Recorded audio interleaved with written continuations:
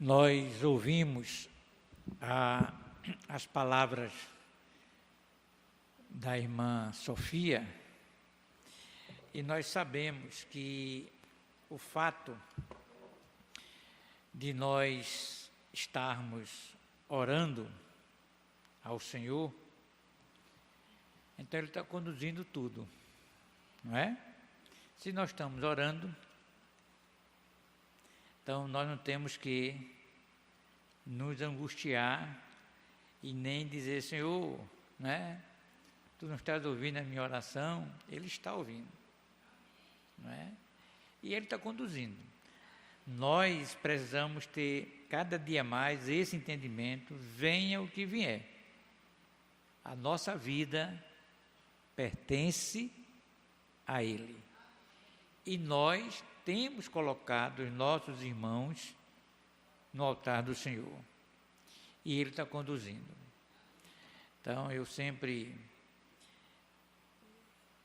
afirmo e digo, né, que essa certeza que nós temos é porque o Espírito Santo de Deus habita em nós e nos faz nós entendermos.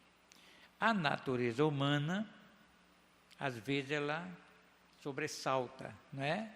Às vezes ela quer enfraquecer a nossa fé, mas o Espírito Santo de Deus sobrepõe qualquer incerteza. Nós vamos falar nesta noite sobre o grande amor.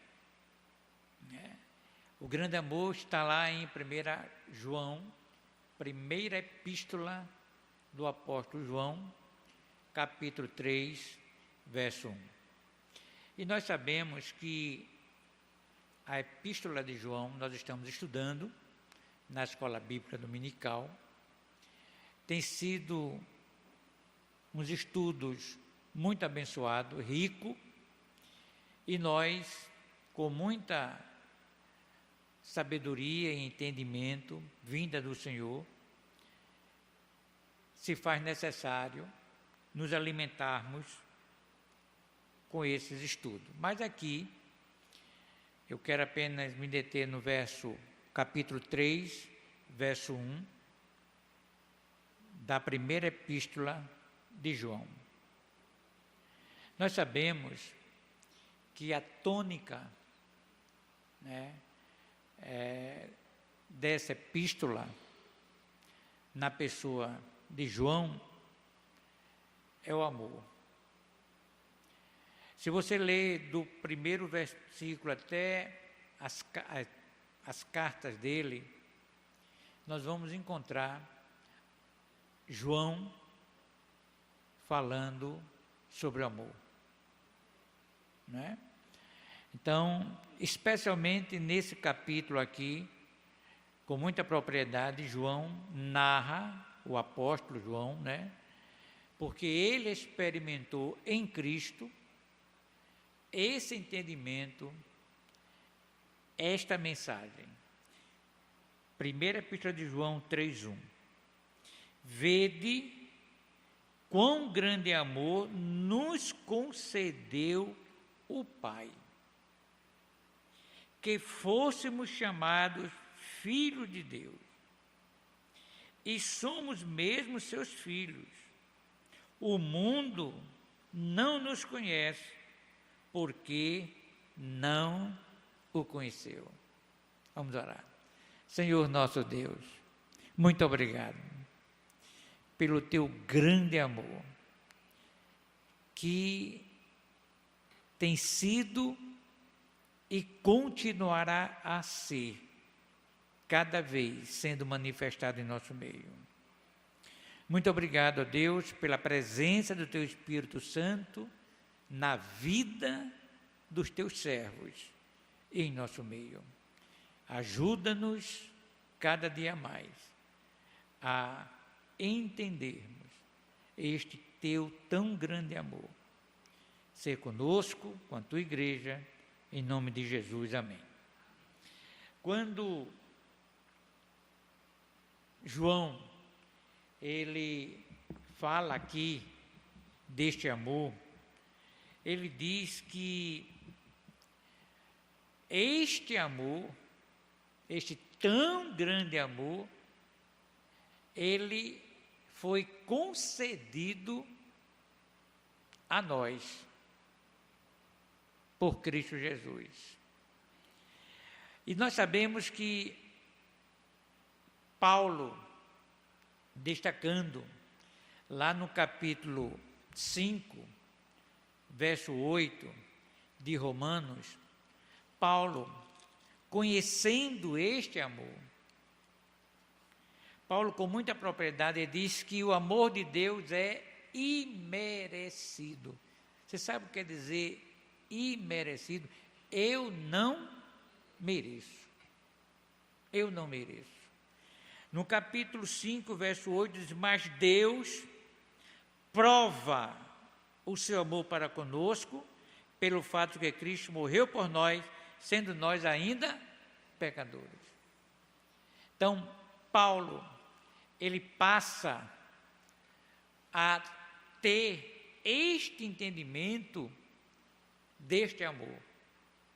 E ele diz que nós não somos merecedores. Nem eu, nem você éramos merecedores. Agora, como foi que Deus nos viu, né? Vamos conjecturar aqui, né? Deus olhando para mim, Deus olhando para você, e qual é o entendimento que eu tenho da minha pessoa como criatura de Deus, e qual é o conhecimento que eu tenho deste real amor que Deus teve para comigo. Em Efésios, mais uma vez Paulo falando no capítulo 2, verso 1 e 2, ele diz: Deus, olhando para nós, para mim, me viu morto em meus delitos e pecados.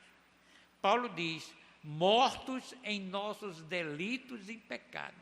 Você sabe o que quer dizer uma pessoa morta? Zero de vida, né?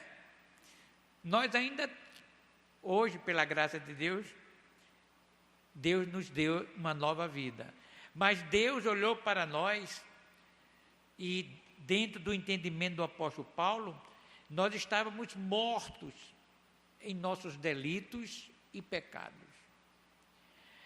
Isaías, capítulo 53, verso 6, diz: desgarrados como ovelhas. Desgarrados, quer dizer, você pega uma manada, um daqueles sai daquele bando e toma um rumo diferente. Então nós éramos isso, nós saímos da presença de Deus e nos desgarramos, não é, do propósito de Deus. No mesmo livro do profeta Isaías, 64, verso 3, o próprio Isaías diz: imundos e sem justiça própria. Imundo e sem justiça própria. Salmos 14, verso 3, ele diz que nós somos corrompidos. Fomos corrompidos, obviamente, pelo pecado. Então, Deus nos viu, irmão, desta forma. O que a palavra de Deus nos ensina e o Espírito Santo nos faz entender que nós vivíamos desta forma. Mas o amor de Deus, né, veio até cada um de nós. Como é que estava o olhar de Deus para nós? Miseráveis, pecadores, dignos de condenação e sem mérito. Nós verdadeiramente éramos miseráveis, indignos, condenados. Deus olhou para nós desta forma. O texto diz: mas movido pelo seu grande amor, aí vem a graça, não é? Deus nos viu. O amor de Deus nos alcançou. Quando é que a gente olha para uma pessoa, trazendo isso para a esfera humana, quando é que a gente tem a sensibilidade de compaixão para uma determinada pessoa? Eu estava aqui no momento de oração e falando sobre um colega, um amigo que pediu oração em favor de um jovem de 20 e poucos anos, casado, viciado nas drogas. E nós temos na família, né, o irmão no final compartilhou, como é o nome dele? Não, o menino, Diego, vivia lá no Ibura, o meio bem propício a essa prática, mas o casal, né, Simone e Jair, olhando para Diego, sensibilizado pelo olhar de compaixão e alcançando algo extraordinário na vida daquele jovem, conseguiu fazer com que ele não se envolvesse. E hoje ele é um jovem casado, com esposa, com lar, com família, com vida profissional, enquanto seu irmão está nas drogas. Usando esse exemplo aqui, e está dentro desse contexto, obviamente numa dimensão bem maior, Deus, olhando para cada um de nós, nos viu nessa condição, condenado. E o seu olhar de compaixão, de graça, nos alcançou. Por quê? Por conta do seu amor. Então, que tipo de olhar, né, nós temos tido para aqueles que estão diante dos nossos olhos? Deus nos viu e se compadeceu por conta do seu amor. Quando nós falamos do grande amor, porque ele é imerecido, nós não merecíamos. A palavra de Deus nos diz que ele não nos amou porque somos bons, corretos, íntegros, não é? E perfeitos. Quando eu trago à memória do texto que Paulo escreve, pela graça sois salvos, né? E aqui Deus nos amou, ele não viu em nós nenhuma qualidade, sabe por quê? Porque nós já estávamos condenados. Paulo não diz? Todos pecaram e destituídos estão da glória de Deus. Então, mas o olhar de Deus vai buscar meios para nos resgatar por sermos sua criatura. E aqui ele veio buscar e salvar aquele que se havia perdido, Lucas 19:10. Então veja bem,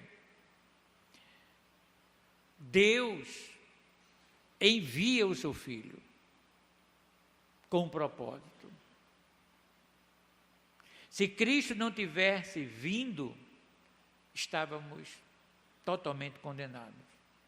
Não havia nenhuma possibilidade dentro da Escritura Sagrada, meios para sairmos dessa condenação. O texto diz que ele veio. O fato dele ter vindo, ele nos proporcionou entendimento. Entendimento. E o texto diz que Jesus veio para o mundo.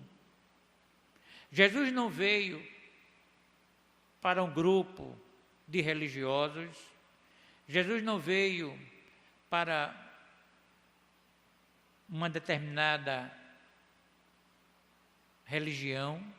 Jesus não veio para um determinado povo, mas ele veio para o mundo. Quando você para e quando nós paramos para pensar nesta dimensão do amor de Deus, a gente percebe que a natureza humana, ela é muito, vou dizer, desumana com sua própria natureza. E muitas vezes nós achamos que o Cristo que nós servimos pertence a nós. Eu, você, é que nós pertencemos a Ele. Há uma diferença. Eu pertenço a Ele por conta do amor que Ele veio ao meu encontro. Então eu não posso separar este amor de Deus para um determinado grupo. Eu sou merecedor, estou fazendo algo para que isso aconteça e etc. Jesus diz que Ele veio para o mundo e deu a salvação para aquele que nele crê. Nós encontramos dentro da religiosidade um grupo chamado fariseu. Esse grupo ele era religioso na época de Cristo. Ele surgiu ainda no 2º século antes de Cristo, exatamente no ano 175 antes de Cristo. Vamos considerar 2 séculos antes de Cristo. Este grupo surgiu. Este grupo é predominantemente judeu, né? Descendente do judaísmo. E este grupo, obviamente, é que estava liderando nas sinagogas, eram os doutores da lei. E este grupo ele deixou de existir ainda no 1º século, aproximadamente 75 anos da era cristã. Já não mais existe os fariseus. Qual era a concepção do fariseu? Era que ele não tinha Cristo como Messias, como Filho de Deus, como aquele que veio salvar a humanidade. Ele olhava Cristo como religioso. Ele acreditava na importância da pregação da palavra, da Torá. Ele tinha como prática tanto o uso textual da Torá, como ele exercia a fala, a interpretação. Ele era uma pessoa religiosa, até o ponto que aparentemente, uma religiosidade, aparentemente pessoas tementes a Deus, aparentemente um aspecto puramente religiosa, mas na sua essência negava Cristo. Na sua essência, não comungava com os princípios que Jesus pregava. E lá estava ele. E Nicodemos era este homem, um dos principais da sinagoga, príncipe de Israel, dentro do contexto desse aspecto religioso. Um dos principais da sinagoga. Este homem chamado Nicodemos, culto, conhecedor, descendente do judeu, era judeu, mas ele fez algo diferente de todos os demais. Ele foi ter um encontro com Jesus. O que é que isso tem a ver com o grande amor que João está dizendo aqui? Sem a atuação do Espírito Santo de Deus, nós não temos como ter a compreensão e o entendimento do amor de Deus. A nós é revelado a vontade de Deus, a nós é revelado o querer de Deus, A nós é revelado a palavra de Deus.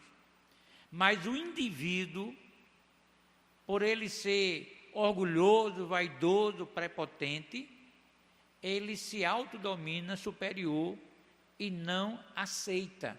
E a sua decisão não está condizente com o propósito de Deus. No caso de Nicodemos, não. Ele foi a Jesus, movido pela atuação do Espírito Santo, e abriu um diálogo com Jesus, lá no capítulo 3 de João.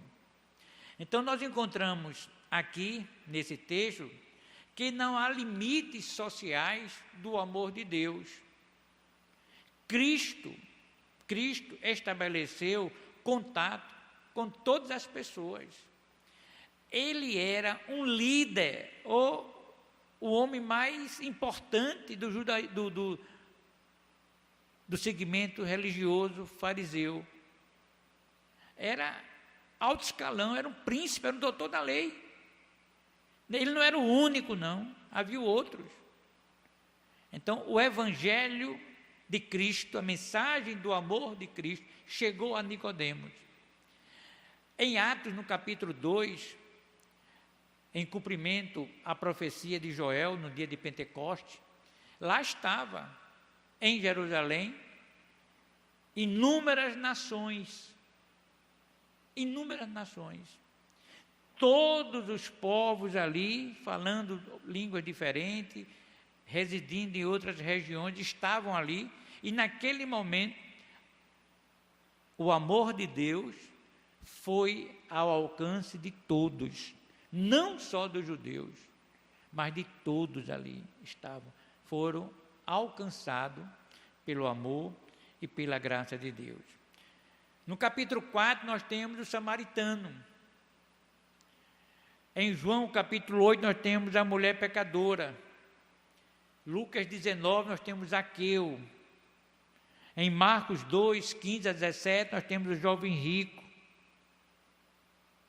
Em Mateus 18, nós temos as crianças. Então veja que o amor de Deus alcançou a todos. E a nós também. A nós também. Como nós vivíamos? A nós também. Eu gosto muito dessa frase, ela não é minha, mas diz assim: ao pé da cruz de Cristo, o chão é plano. Ao pé da cruz de Cristo, o chão é plano. Quer dizer, todos estão no mesmo pé de igualdade. Não existe alguém com maior destaque, ou que receba, ou queira uma maior compaixão. Não, todos no mesmo pé de igualdade. Por isso que eu e você, nós somos, diante do Senhor, a sua graça nos alcançou.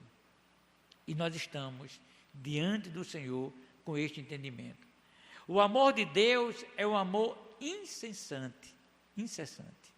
Jeremias, capítulo 31, verso 3, eu vou ler esse texto. Jeremias, capítulo 31, verso 3. Veja, ou escute, o que o profeta está a dizer. Clama a mim e te responderei e anunciarei coisas grandes e ocultas que não sabem. Meu irmão, 33, 3, primeiro versículo. 31, 3. 31, 3, desculpem. Há muitos que o Senhor nos apareceu dizendo: com amor eterno te amei, com benignidade te atraí. Eu quero me deter agora nesse primeiro texto, eu só inverti a ordem. 31, 3. Há muitos que o Senhor nos apareceu dizendo: com amor eterno te amei, com benignidade te atraí. Se você pega um ímã e se aproxima de um ferro, quem atrai é o ímã. Ele, na condição em que ele está, aquele ferro, jamais ele se movimentará diante de um tablado. Jamais. Mas o ímã atrai.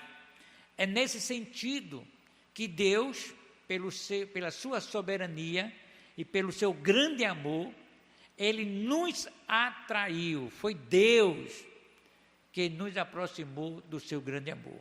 E nesse verso 33, capítulo 33, verso 3, quando ele diz, clama a mim, veja que algo extraordinário, irmão.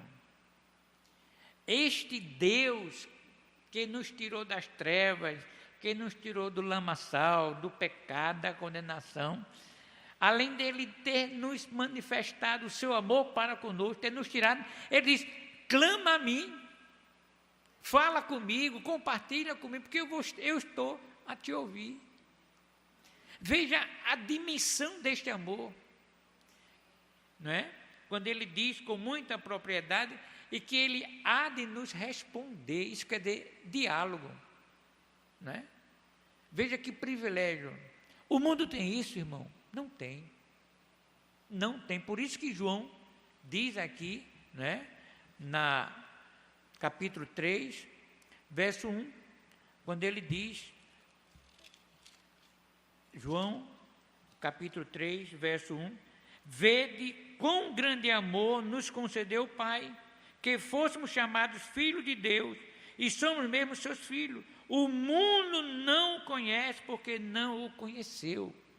O mundo não tem este acesso. O mundo não tem esta graça, ou seja, não manifesta a Deus esta graça, porque não conheceu.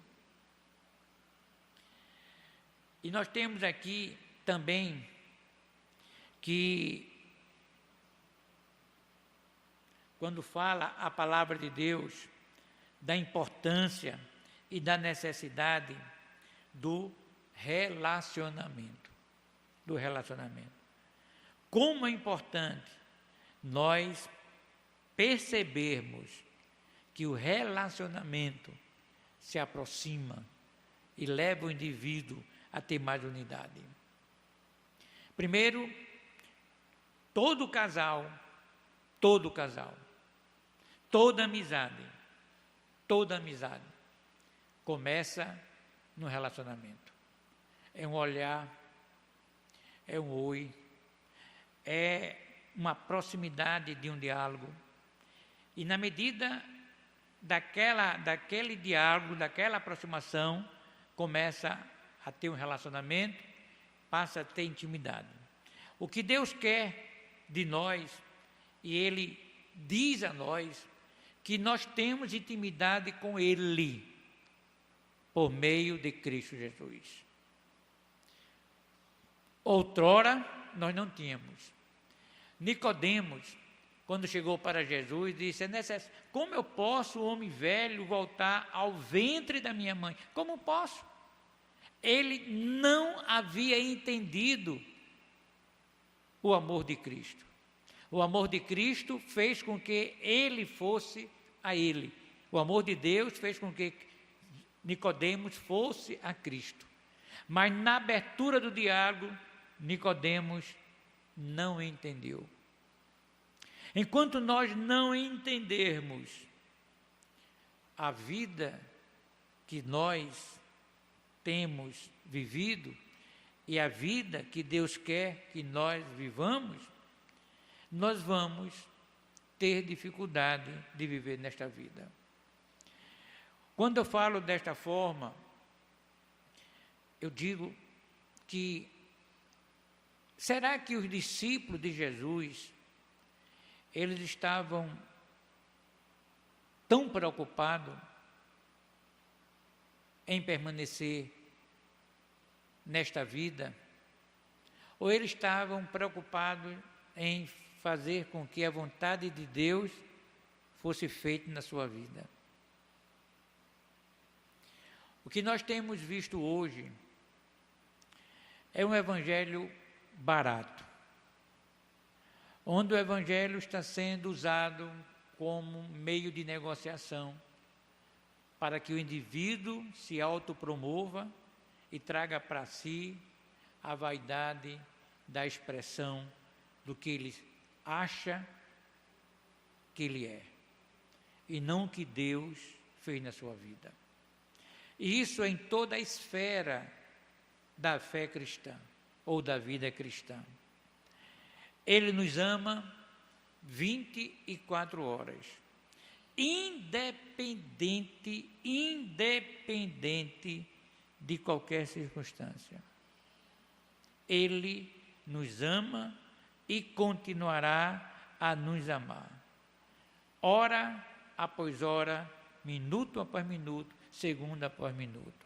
Este entendimento renova nossas forças, amplia a visão do reino dele e superamos a adversidade. Cada um temos nossas dificuldades, nossos problemas e nossas adversidades. Mas todos nós fomos agraciados por Deus com este amor que nos leva a entendermos e a nos alegrarmos no Senhor Jesus. Eu gosto muito quando Paulo disse: posso todas as coisas naquele que me fortalece. Paulo não está trazendo para si a ousadia da sua fé, Paulo não está trazendo para si a experiência vivida ao longo do seu ministério, não. Ele simplesmente está reconhecendo e enaltecendo que em Cristo tudo é possível. Louvado seja Deus. Tudo. Qual é o seu problema, qual é a sua dificuldade, qual é o seu receio, qual é o seu temor? Em Cristo. Em Cristo. Na vida, como foi dito aqui, no momento de oração e de compartilhar, tudo passa. Tudo passa. Tudo é passageiro. Mas o amor de Cristo não passa. Louvado seja Deus. Não passa. Ele está sempre nos amando, está sempre demonstrando o amor, independente das nossas circunstâncias. O amor jamais acaba. É o amor de Deus para conosco. Então, irmãos, quando eu preparava essa reflexão, essa mensagem, eu trouxe para a minha vida também. E todos nós temos as nossas preocupações, as nossas responsabilidades, os nossos desafios, as nossas perdas, as nossas faltas, os nossos sonhos, enfim. Mas o fato de nós sabermos que Cristo está conosco, isso nos alegra. Isso renova a nossa força, revigora o nosso ânimo, porque Ele está verdadeiramente conosco. Quando Jesus disse aos seus discípulos, no capítulo 14 do Evangelho de João, texto muito conhecido, os discípulos preocupados, angustiados, do versículo 1 ao verso 3 de João, com a partida de Jesus, Jesus orienta que haveria de vir o Consolador para ficar convosco para sempre. O Espírito Santo de Deus está conosco. E é Ele que nos faz renovar as nossas forças e a nossa esperança. Que Deus nos abençoe e que possamos cada dia contemplar o amor de Deus que está em Cristo Jesus e que o seu Espírito Santo habita em nós e nós somos chamados de filhos. Amém. Vamos colocar de pé, vamos orar ao Senhor.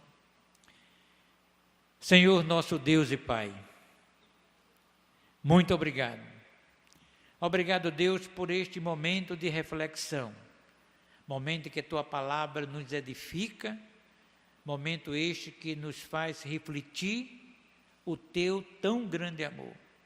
E muito obrigado pelo entendimento do que nós somos, através do teu amor manifestado em Cristo Jesus. Muito obrigado, ó Deus, porque estás conosco. O teu amor permanece e permanecerá por toda a nossa eternidade. Te agradecemos pela certeza que temos, que pertencemos a Ti. Tu és o nosso Deus, somos Teus filhos. Pedimos, ó Pai, que o Teu Espírito Santo renove as nossas forças, revigore o nosso ânimo, amplie a visão do Teu reino e cada dia possamos manifestar o Teu infinito amor. Seja com cada um de nós, sonda cada coração, contempla, ó Pai, o desejo da Sua vontade. Leva-nos em paz para os nossos lares, dando-nos um restante de noite na Tua presença. E um novo dia possamos contemplar as Tuas maravilhas e ver o Teu poder sendo manifesto em cada um de nós. E especialmente na vida daqueles que têm Te buscado, que têm colocado em Tuas mãos aquilo que o seu coração tanto almeja. Contempla, ó Deus, cada servo Teu e ser com a Tua igreja, em nome de Jesus. Amém.